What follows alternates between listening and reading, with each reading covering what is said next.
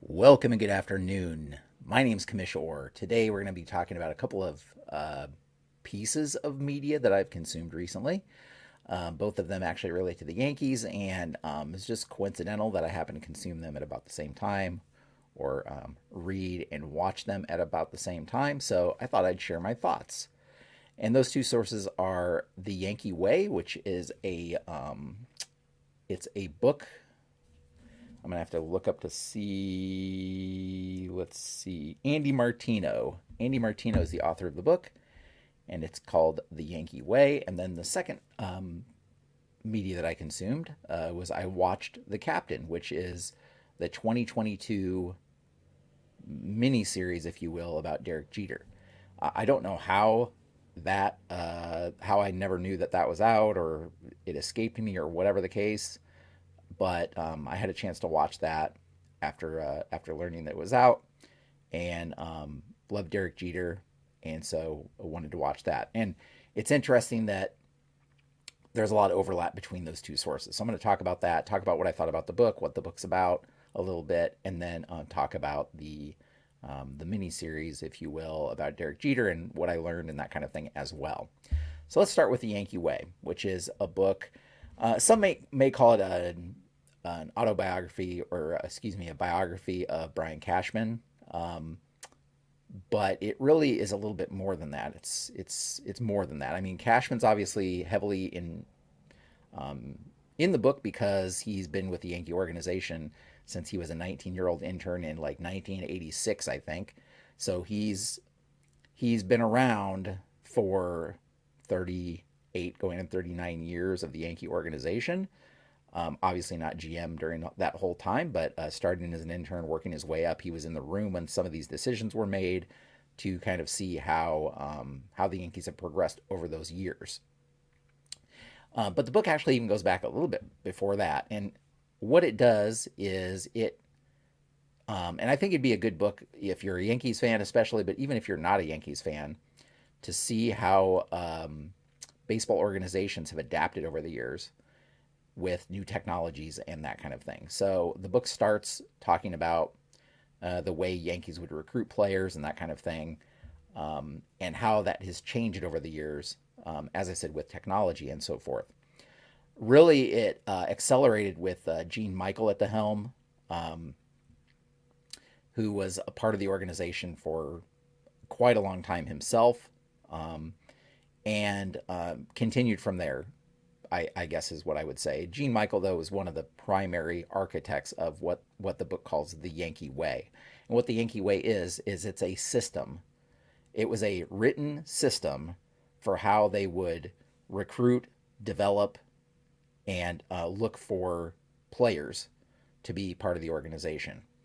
Um, I'm sure other teams had their own systems in place. But what made the Yankee system or the Yankee way unique was that you had these major players kind of in charge of those systems for lengthy periods of time. So it wasn't a case where many teams would have either a GM or a recruit somebody recruiting talent or whatever the case may be that would be around for a few years, and then once the next person came in, there really wasn't any continuity behind the philosophies on how players needed to be and that kind of thing. Whereas in the Yankee way, if you will, there was consistency for decades about what they were looking for in players. And so, for example, there was a certain type of player that they were looking for, a certain type of center fielder, a certain type of left fielder, a certain type of right fielder. Every position really had a mold of player that they were looking for. And it wasn't just based on talent alone, it was based on character, integrity, the way they worked with, the way those players would work with managers and that kind of thing. So it was a bigger picture that they were trying to be consistent with. But it was also certain qualities they were looking for in certain positions. So every position had certain qualities that they were looking for that they rated highly for that specific position. Um, and as I said, that they were like profile requirements, if you will.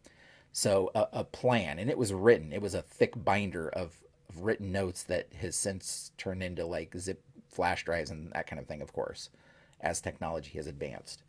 Um, the Yankees were also a team that really invested heavily in not just scouting, but in terms of talent development. So they had a talent development department that they really beefed up.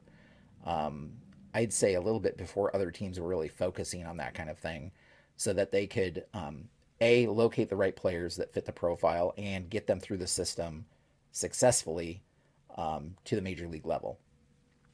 So the book does a good job of, I think, going kind of explaining the Yankee way, if you will, what they were looking for over the years, but also contrasting that with some of the tensions that developed when, for example, George Steinbrenner had a very different outlook or philosophy on the team than than Gene Michael did, for example, who, he had his profile that he wanted to go by.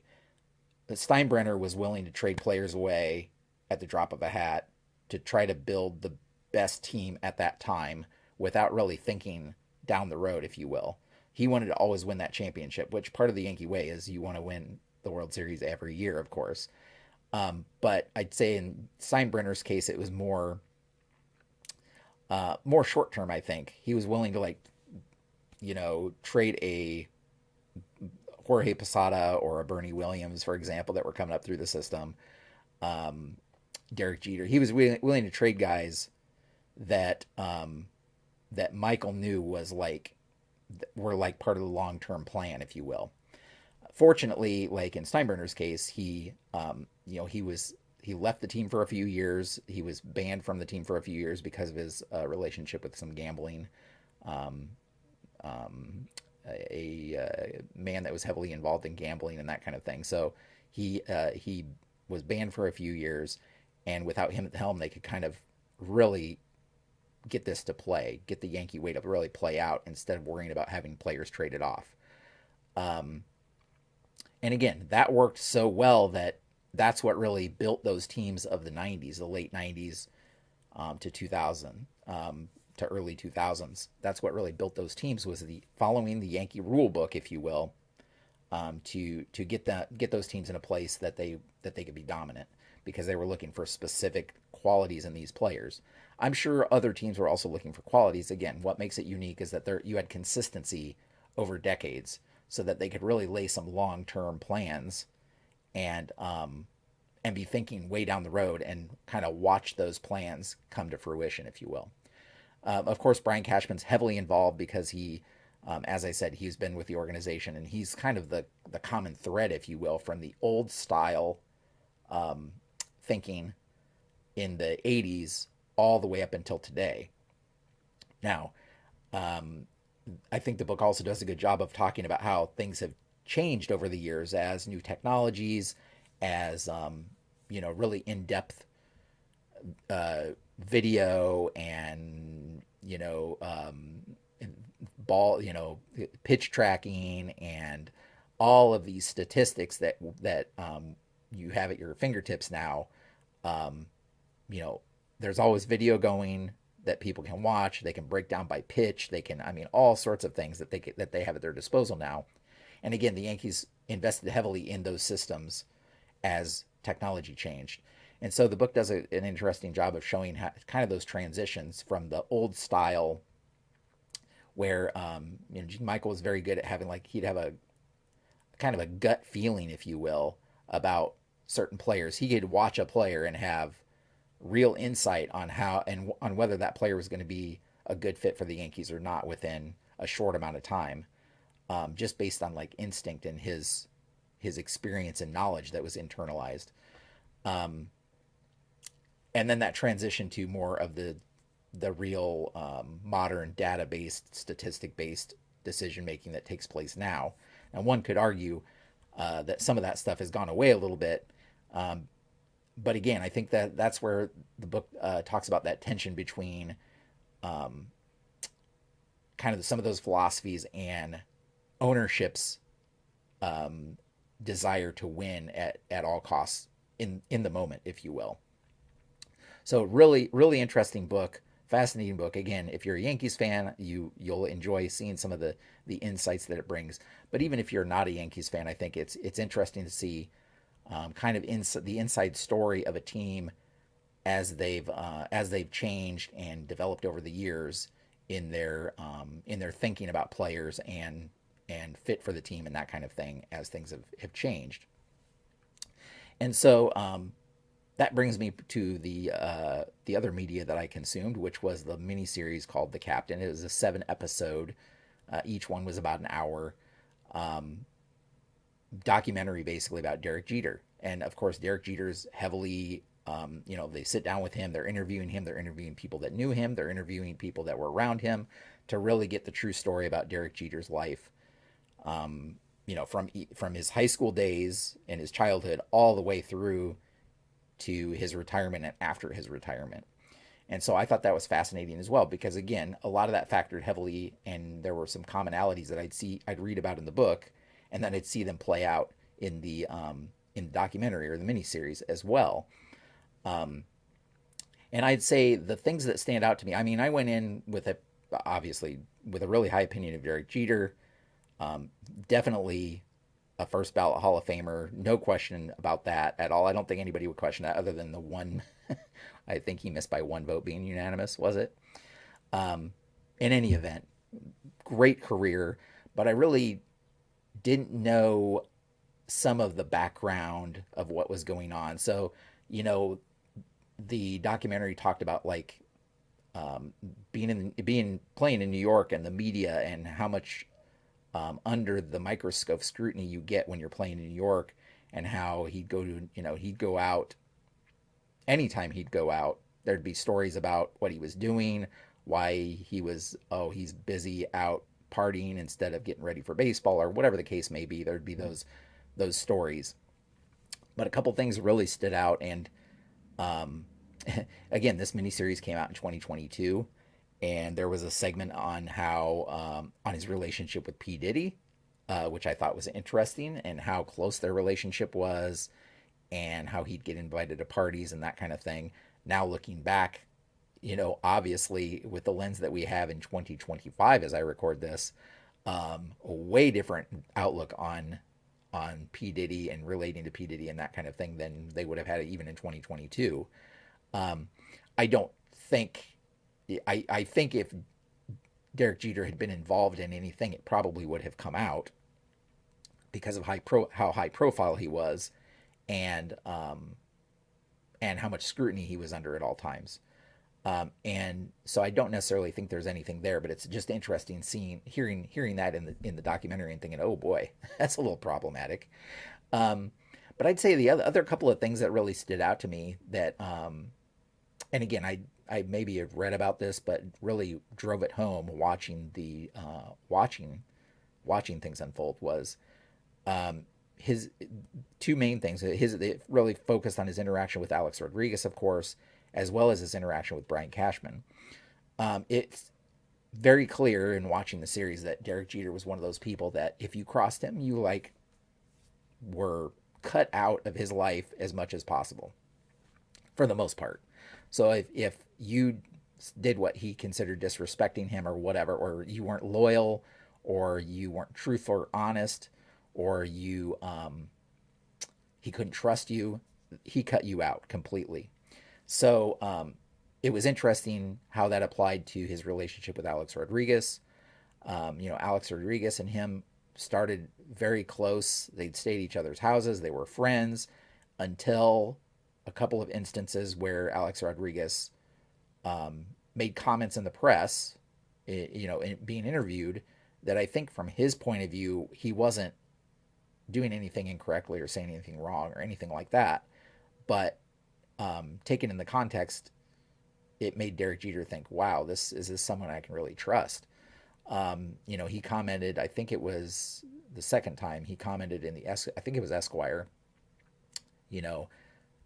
Derek Jeter's never had to lead a team really. He's had the support he needs. So, people aren't worried to face him in the lineup. They're only worried to face the other guys, the other power hitters in the lineup. But they're not really worried that about Derek Jeter in the lineup.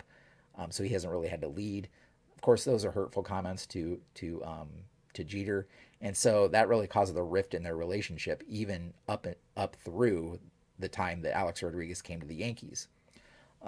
Though I thought it was interesting that Alex Rodriguez came to the Yankees, and of course, it had been a shortstop up until that point, all award-winning MVP quality play shortstop. And when he comes to the Yankees, obviously Derek Jeter is a shortstop, so he moved to third base so that he could be a member of the team. And to Derek Jeter's credit, he says Alex Rodriguez, he never heard him complain. He never heard whisperings behind closed doors of him saying, I should be the shortstop of the team, whatever it may be. He's interviewed in the series, Alex Rodriguez is, and he says, I knew when I was coming to this team, he was the captain, he was going to be the shortstop, and I was going to be the third baseman, and that's what I signed up to do. Had I been asked to take his place at short, I would have said no, because that wasn't part of the deal. That's not what I came over here for, you know. So, I guess it kind of put Alex Rodriguez in a better light to me, despite all of the steroid scandal and all of that, and comments he made and that kind of thing, which I think stems more from immaturity and I'm probably some deep-seated stuff in his childhood and that kind of thing that he never worked out. But I got I had to give him a lot of respect for the fact that he was willing to come on the team, change positions, whatever it may be. There's a key moment where he and Derek Jeter are sitting in the dugout during a rain delay, and Derek is like, and Alex Rodriguez is like, "Hey, are we good?"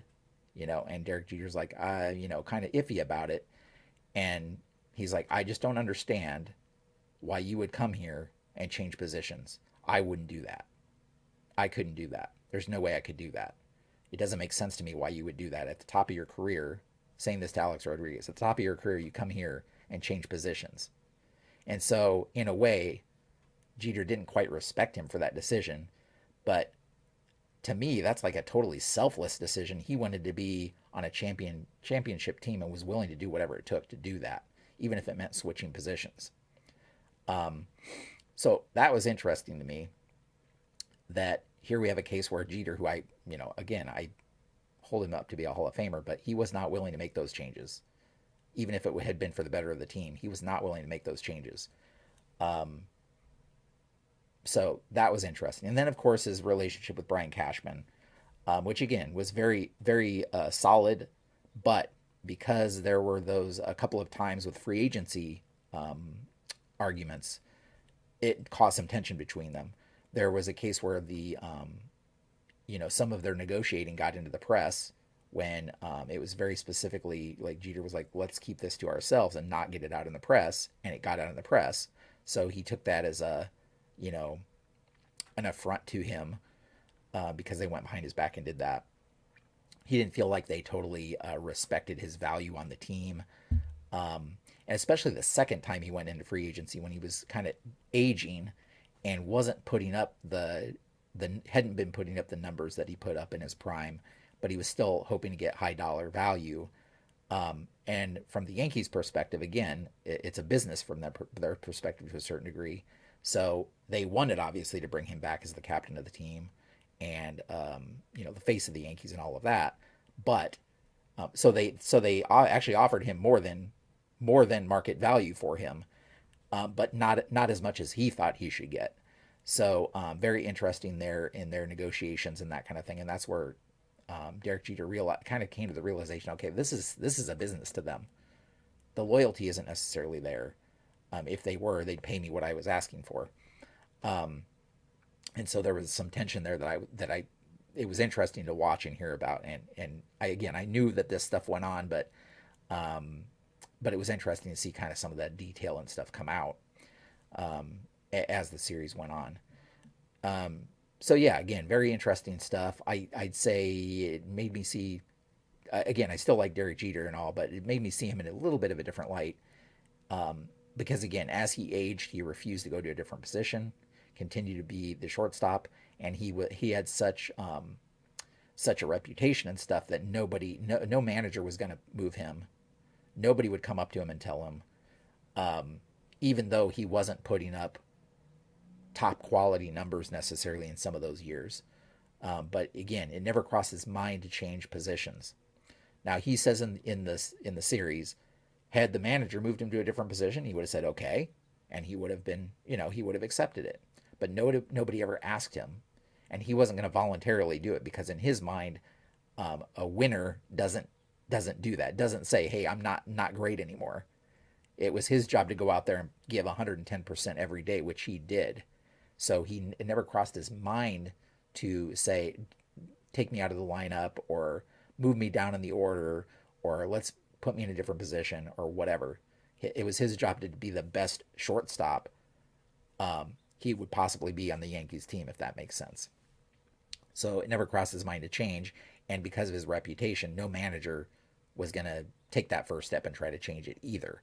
So again, he probably hurt the team in some cases where it would have been better for the team overall if he had moved to a different position or sat out of the lineup a couple of times or whatever it may be, but it just wasn't in his nature to do that.